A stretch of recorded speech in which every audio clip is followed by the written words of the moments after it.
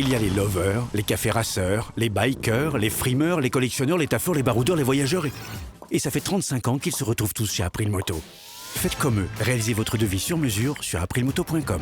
April Moto, l'assurance en plus facile.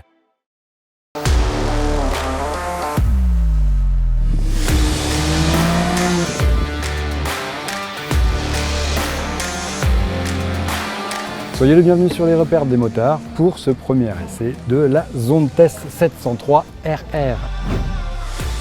Avec un R comme dans Racing et R comme dans Radical. Non, pas trop justement, ça n'a rien de radical cette moto, elle est particulièrement accessible. En termes d'ergonomie, c'est une moto qui va être intermédiaire entre une moto, on va dire un peu pistarde, et une moto de route.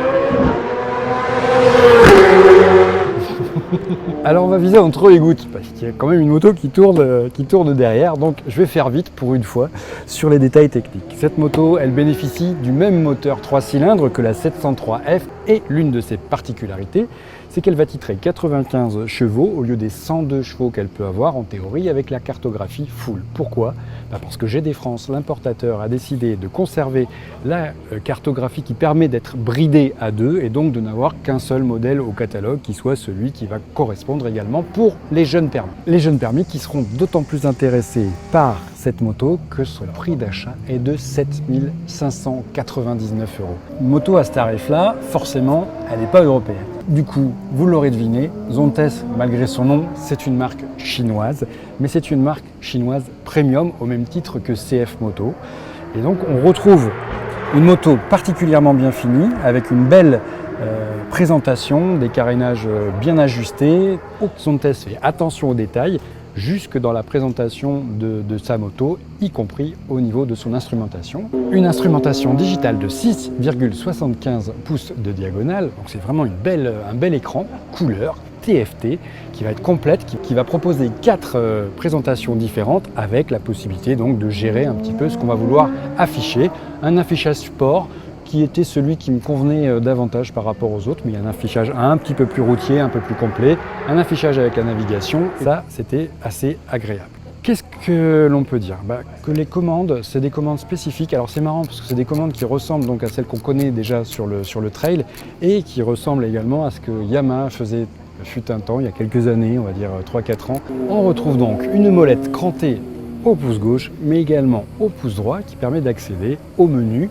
La sélection de contrôle de traction, on peut le désactiver ici, on peut également le désactiver à travers le menu. On va avoir également la possibilité de jouer sur le mode moteur, un mode éco ou un mode sport. Le fait d'afficher ou non un chronomètre, puisque ça reste une moto sportive à vocation sportive, on peut le déclencher et puis avoir un tableau récapitulatif des temps, ça c'est pratique sur piste. À droite, ça va être uniquement pour faire défiler les informations au niveau des trips journaliers, mais on en affiche une seule à la fois, donc c'est séquentiel, c'est en bas du tableau. La moto elle est très bien finie, donc les carters sont très jolis, les carters moteurs sont sympas, l'accastillage est intéressant, on a une moto qui est agréable et pour le reste, on a une fourche Marzocchi qui est réglable en compression et en détente, et également en précontrainte, ainsi qu'un mono-amortisseur à l'arrière qui lui également est réglable. Donc le castillage il est vraiment complet, le shifter de série, mais shifter à la montée uniquement. Un petit peu surprenant pour une moto de série et de ce niveau-là de n'avoir que le shifter à la montée, mais après tout, Honda par exemple ne fait pas mieux sur ses modèles sportifs, la 650 CBR ou autre. Pour le reste, l'ergonomie elle est très agréable, que l'on mesure 1,80 m ou plus, donc on monte facilement sur la moto. Si je la relève sur la béquille, j'ai les deux pieds bien à plat. Le seul point critiquable, c'est le 7 points de carénage qui va rentrer éventuellement dans le genou si l'on n'est pas suffisamment reculé sur la selle. J'aime pour ma part conduire assez proche du réservoir, un réservoir de très jolie forme qui passe vraiment bien en jambes et qui fait une moto étroite. Donc ce qui est appréciable, ça va être une bonne maniabilité et surtout dès qu'on se rapproche et qu'on charge un peu l'avant, la moto elle devient très très rigoureuse, ce que j'ai pour ma part également apprécié. C'est une moto rigide certes, avec beaucoup de prévisibilité dans ses réactions. À aucun moment elle n'est piégeuse et ça c'est la marque de fabrique d'une bonne moto et aussi d'une bonne sportive, aussi routière soit-elle. Il nous reste à aller essayer cette moto. Je vous emmène en embarqué et on se retrouve pour la conclusion tout de suite. Là on a des pneumatiques super sportifs Michelin GP Pro contre théoriquement des Power 6 sur les pneus qu'on est censé avoir de série sur cette moto. Au niveau de l'ergonomie à la main, je suis pas fan des Komodo. C'est propre, mais le passage en plein fort, on va encore s'accrocher dedans. C'était déjà le cas sur la 703F, je sens que sur la 703R, ça va pas changer grand chose. Alors au niveau de la position de conduite, on est bien, le guidon il est bien placé. Les bras sont assez ouverts, ce qui évite une position avec les coudes trop refermés. Ça offre un relatif confort, on va dire très relatif le confort, parce que malgré tout on en appuie sur l'avant, beaucoup, par rapport à une moto routière, moins bien entendu que sur une hypersport. Ça veut dire que la moto, elle a pas tout à fait choisi son camp là, mais qu'en ville, on mise quand même sur de la maniabilité. Et ça se confirme au niveau du rayon de braquage, un rayon de braquage qui est assez intéressant. Pour le reste, la position de conduite, elle est agréable. Les jambes, elles tombent bien sur le réservoir. On serre là sur les côtés le cadre aluminium, rappelons-le. On sent que le cadre il chauffe. Les motos, elles étaient au soleil, certes. Mais le moteur, il produit quand même de la chaleur. Au niveau de l'assise, c'est ferme. On n'a pas roulé beaucoup tout à l'heure, mais tout de suite, on a l'impression d'être assis sur de la mousse avec de la compète, quoi. Là, on voit que ça pousse dès 1500 à 2000 tours minute. Je repasse en 6 à 26 km/h, je relâche l'embrayage et la moto, elle pousse encore. Ça, c'est une de ses forces, c'est que là, j'ai aucune protestation de la part du moteur. Il n'y a pas un claquement, rien, c'est souple. Et ce, quel que soit le rapport engagé. C'est un moteur qui est un excellent compagnon de route. Il propose un super entrain et une belle énergie. La rondeur est relevée par de beaux décollages dans les tours, tandis que la montée en régime est uniquement perturbée par un petit plateau entre 4 et 6 000 tours minute. Du coup, on lui trouve un agrément de tout instant, avec une boîte de vitesse douce et exempte de reproches. Bon, surtout, elle est bien étagée et elle propose des rapports suffisamment courts de la 1 à la 3. Ça marque un peu plus le pas à mi-régime en reprise et sur les grosses accélérations lorsqu'on passe les rapports supérieurs. À partir de là, on peut essayer de dépasser, mais il faudra souvent, voire sûrement, jouer de la boîte. Voilà, je coupe, il y a du frein moteur. C'est surtout sur la reprise, là. On a un léger craquement.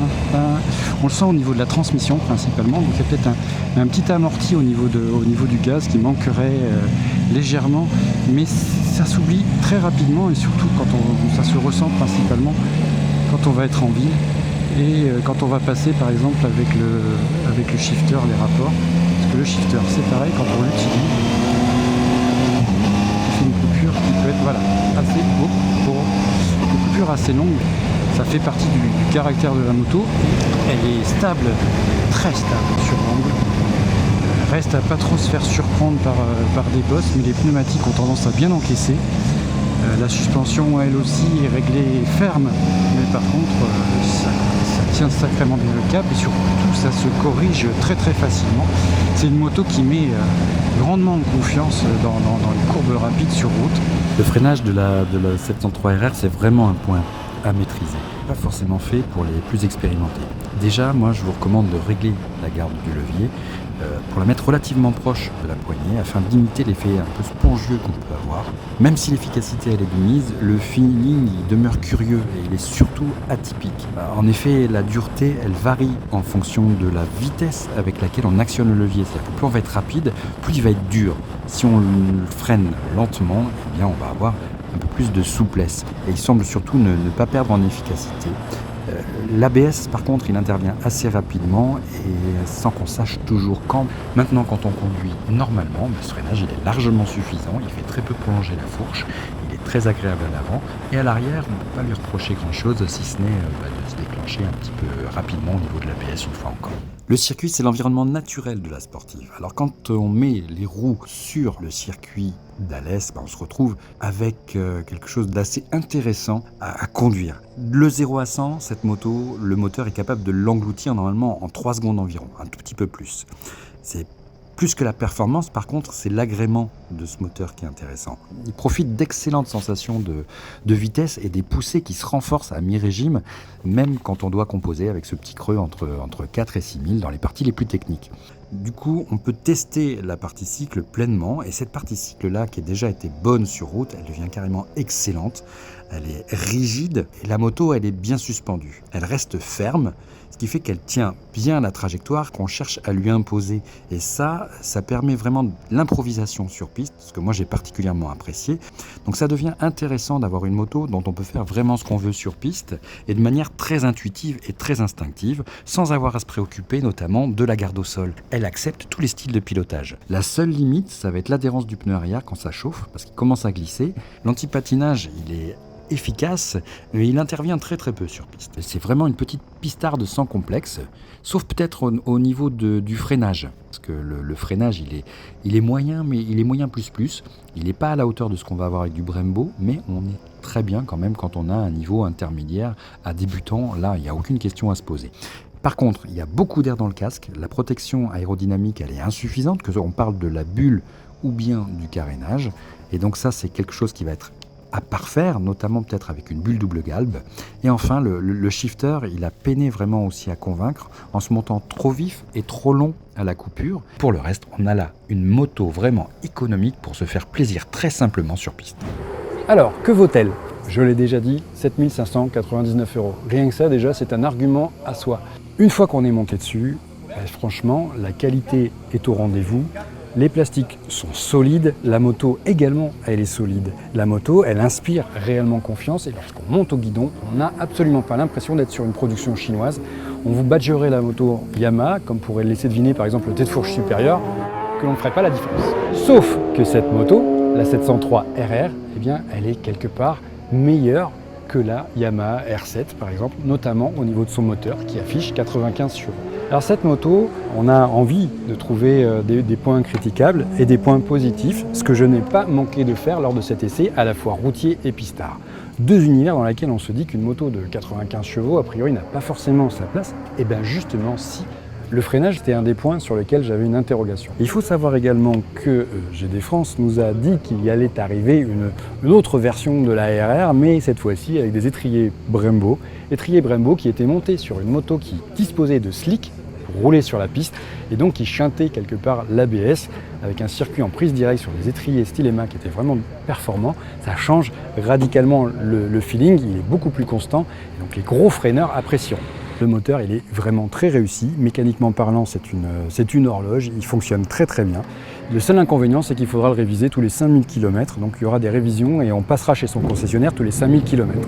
Les modes moteurs, ils sont complètement différents. Le mode E est plus progressif avec une attaque un peu moins nerveuse, ce qui fait qu'on se retrouve avec une poignée des gaz qui est moins réactive. Et ça, sur circuit, ça peut avoir son importance, notamment pour éliminer cette espèce de petit phénomène qui oblige à avoir une tension des gaz. Parce que, je le rappelle, il n'y a pas de ride-by-wire sur cette moto, donc il faut bien passer par des câbles traditionnels et les câbles, ce qu'il y a de bien, c'est qu'on peut les tendre et les détendre pour arriver à avoir la poignée et la réactivité que l'on souhaite. Ce qui est intéressant, donc, c'est de pouvoir mettre véritablement cette moto à sa main, que ce soit au niveau des commandes d'embrayage qui sont réglables en écartement, au niveau des commandes de frein qui sont réglables également sur le mètre-cylindre directement sur le levier, au bout du levier ici.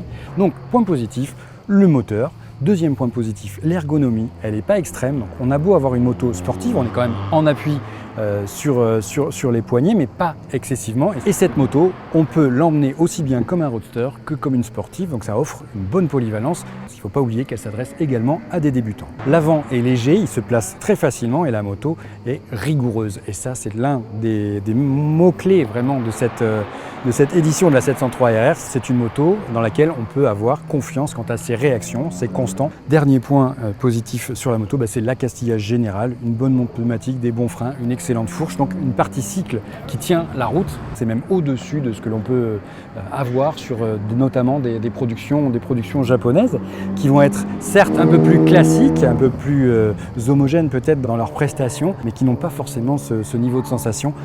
Parmi les points négatifs que l'on va pouvoir trouver, eh bien, il y a cette injection. L'injection, tout simplement, n'est pas facile forcément à prendre en main, notamment lorsqu'on va vouloir évoluer en mode sportif. Donc il va vraiment falloir arriver à trouver le bon compromis au niveau de la tension des gaz, au niveau de la manière dont on va gérer l'accélérateur, surtout si l'on veut exploiter le mode sport. Ce genre de comportement-là, il va être réglable et peut évoluer au fil du temps, notamment avec les concessionnaires ou les gens qui arriveront à vous faire un fine-tuning, comme on dit, au niveau de la préparation moteur. Pour le reste, eh bien, sur le point négatif, il n'y a pas grand-chose à redire. Peut-être une tendance à s'accrocher un peu dans ces platines là, qui sont assez fines. Et puis surtout, eh bien, de bien protéger, comme c'est le cas sur la Aprilia 660, le bras oscillant en aluminium sur lequel on peut éventuellement avoir les jambes qui touchent notamment à gauche. Donc il faudra bien penser à protéger sa moto. Cette marque Zontes arrivant sur le territoire, notamment au niveau des grosses cylindrées, on ne va pas forcément avoir pléthore d'accessoires à monter dessus, donc il faudra se référer au catalogue fourni par GD France, son importateur, pour arriver à trouver eh bien, tout ce qu'on va pouvoir mettre. Alors, peut-être qu'un de ses points négatifs, ça va être son gabarit. Effectivement, cette moto, sa boîte, une 700 cm3, elle est hyper compacte, elle est très fine, elle est assez petite. C'est très agréable pour la plupart du temps, mais si vous êtes un Golgoth ou si vous êtes assez costaud, ben malheureusement, vous aurez un peu plus de difficultés à vous inscrire dans la moto. Vous aurez des problèmes avec le carénage qui va éventuellement vous rentrer dans les genoux. Et enfin, l'image de la marque qui n'est pas encore très bien installée en France. Il va falloir oser acquérir une de ces motos, mais encore une fois, pour 7 599 €, on ne prend pas énormément de risques. Et donc cette moto, elle est particulièrement intéressante à plus d'un titre. Et surtout, elle est convaincante. Elle arrive à fournir une prestation qui est à la hauteur largement des standards actuels sans en avoir le prix. Et ça, aussi bien une Triumph 660 Daytona qui va se trouver dans la concurrence qu'une Yamaha R7 ou encore une CBR 650 qui vont avoir des architectures moteurs différentes, sauf la Daytona qui est également un 3 cylindres, mais on n'a pas vraiment de moto équivalente à celle-ci. Si cette vidéo vous a plu, n'hésitez pas à venir lire l'essai complet sur le repère des motards et à réagir. À bientôt!